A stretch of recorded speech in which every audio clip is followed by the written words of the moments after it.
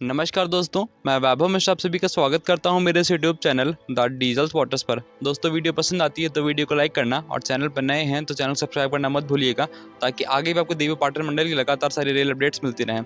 तो आइए बिना किसी देर की वीडियो में आगे बढ़ते हैं। दोस्तों, अभी तक मैं अपने चैनल पर केवल बहराइच और गोंडा रेलवे स्टेशन की रेल अपडेट्स को कवर करता था, लेकिन आज से मैं बलरामपुर रेलवे स्टेशन को भी कवर करूंगा। तो कुल मिलाकर जो पूरा देवी पाटन मंडल है उसको मैं कवर करूंगा और वहाँ की रेल अपडेट्स मैं आपको भेजूंगा। तो आज जो मैं पहला वीडियो बना रहा हूँ ये बलरामपुर सेक्शन से होने वाला है, यानी कि गोंडा बलरामपुर लूप लाइन से होने वाला है। और ये वीडियो जो इलेक्ट्रिफिकेशन हो रहा है सेक्शन पर, यहाँ से संबंधित होने वाली है। दोस्तों, इस वीडियो में मैं ट्रेन नंबर 15069 जो गोरखपुर से चलकर बलरामपुर बढ़नी होते हुए ऐशबाग तक इंटरसिटी एक्सप्रेस जाती है, उसमें मैं सवार हूं। और इस टाइम पे हमारी ट्रेन बढ़नी रेलवे स्टेशन पे पहुंच रही है। और यहां से मैं आपको बढ़नी होते हुए पचपेड़वा और तुलसीपुर होते हुए बलरामपुर तक का व्यू दिखाऊंगा। साथ में जो इलेक्ट्रिफिकेशन का काम चल रहा है मैं उसका भी व्यू आपको दिखाता चलूँगा। तो इस टाइम हमारी ट्रेन बढ़नी रेलवे स्टेशन में प्रवेश कर रही है और बगल में आप वॉशिंग पेट की लाइन देख रहे हैं बढ़नी रेलवे स्टेशन की। दोस्तों, अगर बात करें इस बलरामपुर वाले लूप लाइन के सेक्शन की, तो ये गोंडा से शुरू होकर तुलसीपुर होते हुए फिर बढ़नी होते हुए बलरामपुर होते हुए ये गोरखपुर जंक्शन तक जाता है और इसकी दूरी लगभग 221 किलोमीटर की है।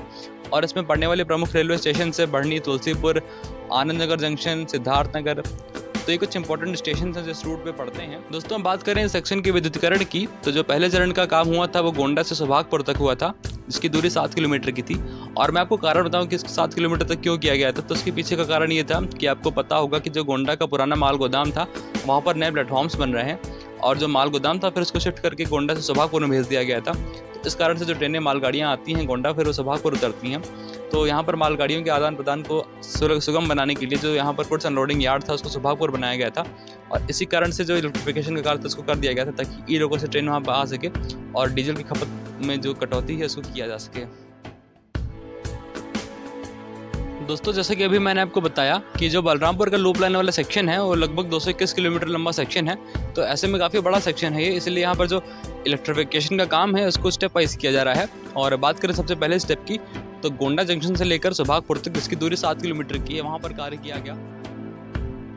और फिर दोस्तों, दूसरे चरण का कार्य गोरखपुर जंक्शन की दिशा से शुरू हुआ और आनंद नगर जंक्शन तक जिसकी दूरी लगभग 41 किलोमीटर की है वहाँ तक किया गया। यहाँ पर कार्य को पूरा करके CRS का निरीक्षण करा लिया गया। यहाँ पर दोस्तों आपको एक बात जाननी और ज़रूरी है कि आनंद नगर जंक्शन से एक और लाइन कटती है नौतनवा के लिए, तो उस लाइन पे भी जो विद्युतीकरण का कार्य उसको पूरा कर लिया गया है। अब बात करें दोस्तों अगले चरण के कार्य की, तो Anand Nagar junction railway station से लेकर शोहरतगढ़ रेलवे स्टेशन जिसकी दूरी लगभग 50 किलोमीटर की है, यहाँ तक इलेक्ट्रिफिकेशन के काम को पूरा कराकर CRS का निरीक्षण करा लिया गया है। दोस्तों, यहाँ पर आपको जानना जरूरी है कि जो शोहरतगढ़ का रेलवे स्टेशन है अंतिम ऐसा स्टेशन है जहाँ पर इलेक्ट्रिफिकेशन का काम पूरा हो चुका है और यहाँ पर जो 25 kV की लाइन है उसमें करंट दौड़ रहा है, यानी कि जो लाइन यहाँ पर ऊपर है वो अच्छी लाइन है, वो चार्ज है।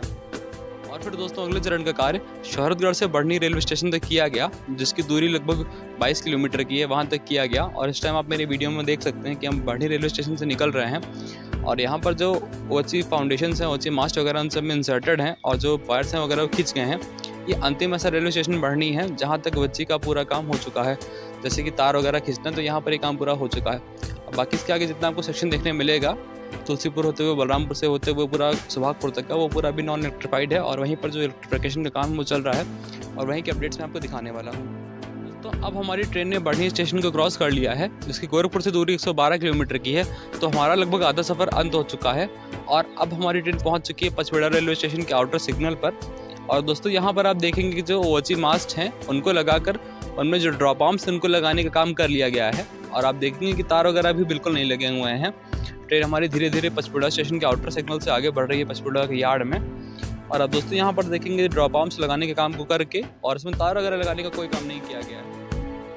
अब हमारी ट्रेन धीरे धीरे पहुँच चुकी है पचपेड़ा रेलवे स्टेशन के यार्ड में और ये गोरखपुर की दिशा का यार्ड है। और यहाँ पर भी तो आप देखेंगे कि जो ओजी फाउंडेशन है उनमें मास्ट इंसर्टेड हैं और यहाँ पर गार्डर्स वगैरह भी नहीं लगे हुए हैं, बस खाली फाउंडेशन में मास्ट को लगा दिया गया है। अभी इन पर गार्डर्स लगेंगे, उसके बाद फिर इन पर ड्रॉप आर्म्स लगेंगे, फिर इन पर वायरिंग का काम होगा। तो दोस्तों आप समझ सकते हैं, अंदाज़ा एक लगा सकते हैं कि अभी काफ़ी काम बचा हुआ है। और कहीं कहीं पे आप देखेंगे कि जो ओची मास्ट है वो अभी 90 डिग्री पर इरेक्टेड भी नहीं है, बस खाली इनको फाउंडेशन में ऐसे रखा गया हुआ है। तो अभी इनको इरेक्शन करना भी बाकी है। और ये आप यो देख रहे हैं पचपेड़ा रेलवे स्टेशन से। तो अभी हमारी ट्रेन ने जस्ट पचपेड़ा रेलवे स्टेशन को क्रॉस किया और अब हम आगे बढ़ेंगे तुलसीपुर होते हुए बलरामपुर होते हुए गोंडा की दिशा में आगे। और अब आप यहाँ पर देखेंगे कि जो इलेक्ट्रिफिकेशन का काम है वो किस गति में चल रहा है। और दोस्तों अब हम आगे बढ़ रहे हैं तुलसीपुर की दिशा में, जहाँ पर आप देखेंगे जो ओची फाउंडेशन है उनमें मास्ट को ऐसे ही रखा गया हुआ है और ये भी खाली कुछ दूरी तक रखे हुए हैं। बाकी इसके आगे जो ओची फाउंडेशन है वो ऐसी एज इट इज़ है, उसमें कुछ नहीं रखा हुआ है, ना इरेक्टेड है ना जैम है अभी। और ये अब हमारी ट्रेन आगे बढ़ रही है तुलसीपुर की दिशा में आगे, और यहाँ पर केवल आप देखेंगे कि जो ओची फाउंडेशन उनमें मास्ट ऐसे रखे हुए हैं। और दोस्तों अब हम पहुँचने वाले हैं तुलसीपुर रेलवे स्टेशन। ये देवी पाटन मंडल का काफ़ी इंपॉर्टेंट रेलवे स्टेशन है, क्योंकि जो देवी पाटन माता का मंदिर है वो यहीं पर स्थित है, जो शक्तिपीठों में शुमार है, तो यहीं पर स्थित है और इस लिहाज से काफ़ी महत्वपूर्ण रेलवे स्टेशन है। और दोस्तों अब हम पहुंच चुके हैं तुलसीपुर के यार्ड में, और यहाँ पर आप देखेंगे कि बिल्कुल भी कोई काम इलेक्ट्रिफिकेशन का नहीं हुआ है, बस खाली ऐसे ही जहाँ पर ओची फाउंडेशन से वो खुले हुए हैं। थोड़ी सी बात कर लेते हैं इस रूट पर चलने वाली ट्रेनों की। तो मैं आपको जानकारी दूं कि लूप लाइन का सेक्शन है, तो यहाँ पर कुछ इंपॉर्टेंट ट्रेनें चलती हैं जो वाया बलरामपुर होकर चलती हैं, जिनमें गोरखपुर से चलकर पनवेल जाने वाली गोरखपुर पनवेल एक्सप्रेस शुमार है। उसके बाद में गोरखपुर हमसफ़र शुमार है, जो गोरखपुर से आनंद विहार तक जाती है।